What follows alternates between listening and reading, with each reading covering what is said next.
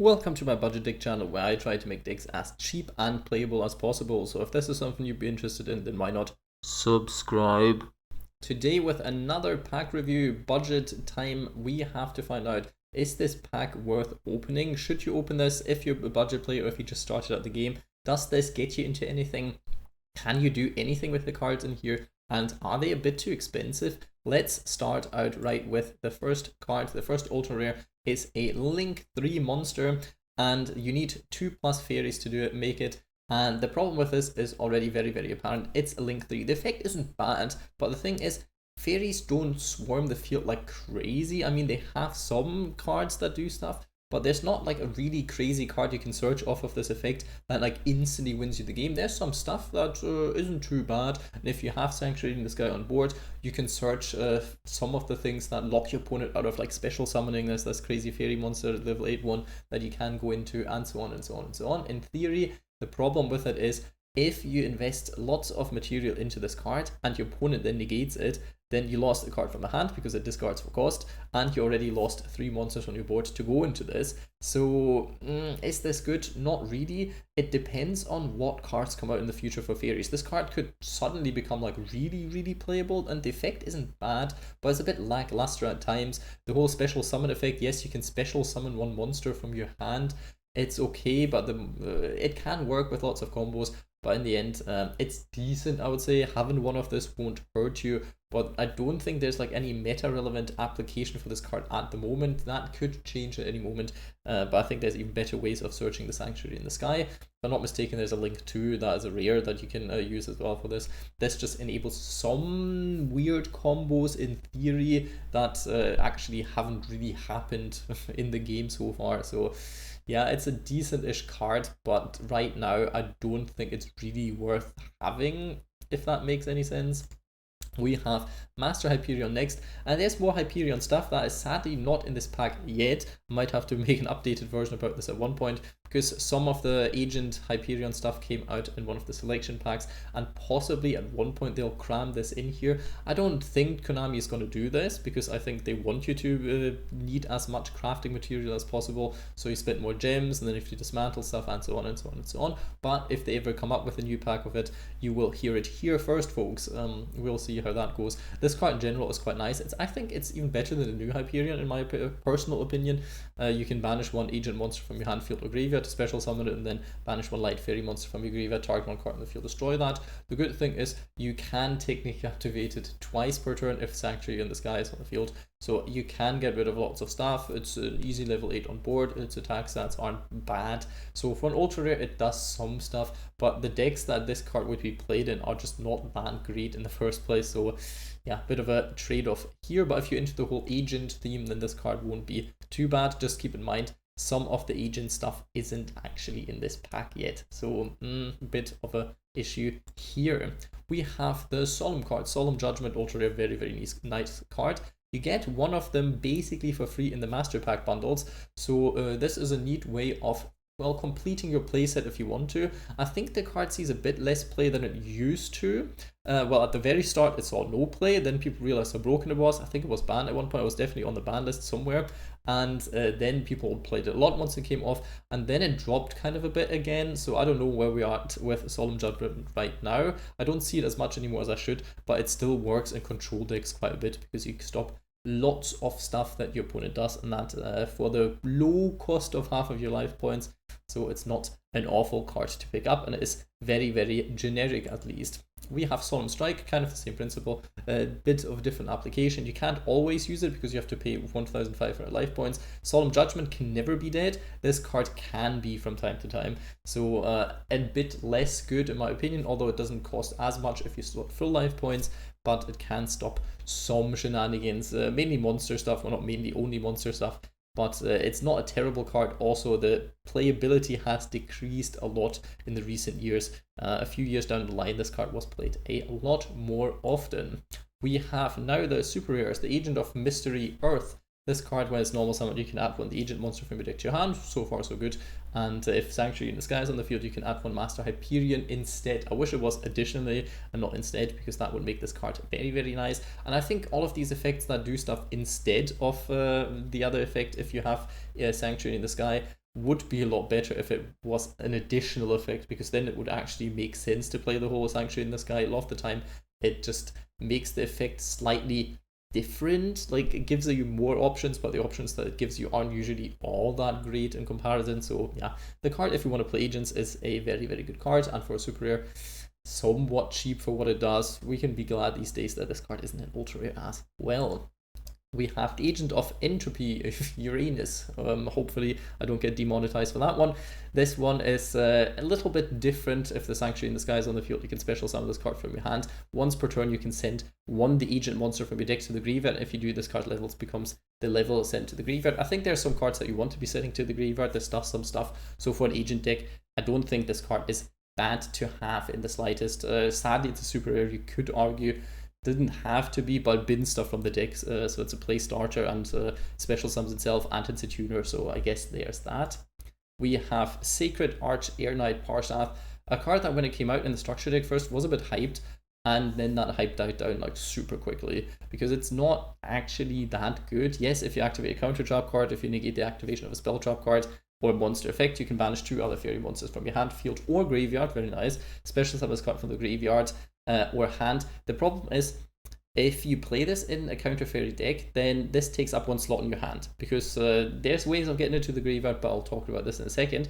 You can, I think, summon it from the deck with one of the trap cards. The thing is, if you draw into it, you can't that easily use it because you have to banish 2 other fairy monsters from your hand, field, or graveyard. And a lot of the time that isn't as easy as it sounds like, unless you get Ties of the Brethren. Otherwise, you don't really want that many fairy monsters in your hand because you want more counter traps, because that's how the deck actually stops your opponent from running over you, because the fairies are surely not what does this. This card could at one point become very, very good. Right now, it's a bit meh-ish. It's not bad at all. It has like some decent effects, and it has this whole Parshaft theme, and it looks very nice in my opinion, but could be a bit better in the future, possibly if Konami decides to give counter fairies or any good fairy deck any more help that they really do need. We have Power Angel Valkyria, another card for counter fairies. If you negate the activation of a spell trap or monster, in fact, add 1 light fairy monster from your deck to your hand. Not a bad card at all. For super rare, a bit annoying, because there's other ones that you don't want to like run more than this, but are at the same level of this card. So yeah, there's some stuff you can add, there's some stuff that makes sense, but in the end, it's annoying that this effect is only once per turn, because this would be really crazy if it wasn't. Like one of the draw ones, I think, which just beats this card in my opinion. Then maybe there at one point will be some crazy card that you can search, some crazy light fairy monster that you can use during your opponent's turn as an effect, and it's like a hand trap and stuff like Nibiru basically, or whatever. Then maybe this card becomes a tiny bit better, who knows. We have Cards from the Sky, one of the most upsetting cards where this is a super rare. I honestly don't think this should be. You have to banish 1 light fairy monster in your hand if you do draw 2 cards. You cannot special summon or conduct your battle phase the turn you activate this card. So it's like an Allure of Darkness, but just like in very, very, very terrible. It is what it is. It can be working out in some counter fairy decks technically if you don't have Ties of the Brethren or you don't want to use it, but crafting a super rare card like this, you might as well play Paw of Desires, and it does more because you actually plus from it, and the restrictions don't apply. So technically this card is just absolutely outdated and should never have been a super rare. One more super rare that is somewhat worth playing, Solemn Warning, also has decreased in playability at the moment by quite a bit, but it's never like a bad card, especially if you're just starting out and want to be going into some control-y deck. Then the 2000 life point cost is a bit steep, but running 1 or 2 of this in your deck won't be too bad either. We have Divine Punishment, a card that is actually very decent in counter fairies. So if you have Sanctuary in the Skies on the field, you can negate everything, so that's quite nice, and you don't have to discard anything or use any other resources. Just all in all, a very good card. Wish it wasn't a super rare, but I can kind of see why it is. Makes sense, since the whole Sanctuary in the Sky is a bit of a, well, archetype, I want to say. Then we have Rebirth of Parshaft, a very, very nice card. When a spell trap or effect is activated, reveal 1 counter trap in your hand. Stupid effect, absolutely stupid effect, because you obviously don't want to have them in your hand. Very annoying. Works with some of the cards if you add them, if you draw them during your opponent's turn, because there's one that lets you draw a card every time you activate a counter trap, so technically can come up. But other than that, you kind of want to hold back one card in your hand, super annoying, and you have to discard a card and pay 1,000 life points. I know there's a card that makes you not having to do this, but it is what it is. Negate the activation if you do, shuffle that card into the deck. Very, very nice removal. And then you can special summon one Parshaft monster from your deck or extra deck. That is where it comes in to shine, so you can get away with just running one of them or have the one in your extra deck and it still does stuff. Can be super nice, but also is a bit lackluster at terms. At the start, it sounded like a very crazy card, and then we all slightly found out it's decent, but it's not amazing. It's playable, and if you want to play counter fairies, it's a card to definitely consider and not a bad card to have. We've reached the rare cards, and there's not all that much to say about them. Obviously, we have the Agent of Creation Venus, for some reason is a rare card. Good on you, Konami. Very, very nice. Then we have some of the other cards that support counter fairies. We have Meltiel in here. We have the card that searches the Sanctuary in the Sky. We have a Scholar of the Sky that does stuff. We have Guiding Ariadne that, if you pop it, searches stuff, and it can make it so you don't have to pay life points to activate the traps and don't have to discard to activate the counter traps. So very, very nice. Some Solemn Scolding doesn't really do that much because the life point cost is way too steep. The Sanctum can be doing certain things, some form of protection, and what I was talking about, Bountiful Artemis, a card that I'm very surprised isn't a superior, but is a normal, because this card, each time a counter trap is activated, technically also from your opponent, immediately after it resolves, draw one card, and it's not once per turn, so you can draw up to like 3-4 cards during one turn, so that can be very nice. But obviously, you want this on your field, but there's not like a crazy good way of searching it, so yeah. Sometimes you are a bit screwed with this, and counter fairies basically need stuff like Ties of the Brethren to even be remotely playable, and even that, they are not that much, and some other counter trap shenanigans like Divine Wrath. Funny enough, they don't have the one in here that negates spell trap effects, but or spell effects, but it is what it is. They are not expensive either.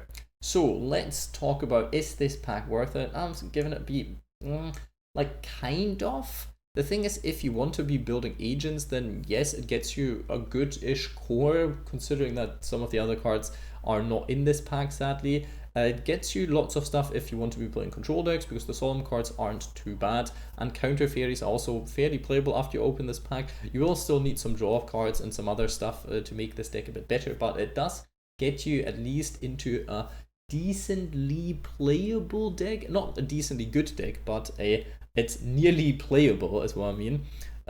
So it's a bit better than some other packs. I would say like a 4 out of 10. I don't think you should invest in this because the decks that are in here are at the moment kind of bad. Like counter fairies haven't been played since it came out in a structure deck, and even then like the hype lasted for 2 weeks and I was like, oh, this deck's actually very inconsistent and not that good. So yeah, it is what it is. You can play it, not absolutely awful, but budget wise, and also is it worth it to build any of these archetypes? I have to sadly say not really. The best thing you can get out of this is Solemn Strike, Solemn Judgment, and Solemn Warning. So if you're into these cards, there might not be a better way around this because they're all very high rarity. If you're not into these, then yeah, possibly skip on that one. It's probably even better if you want to play agents to just craft one of the agent cards that you need for this. One Master Hyperion, triple of the Agent of Mystery possibly, and maybe 1 or 2 of this one, and then you're still fine.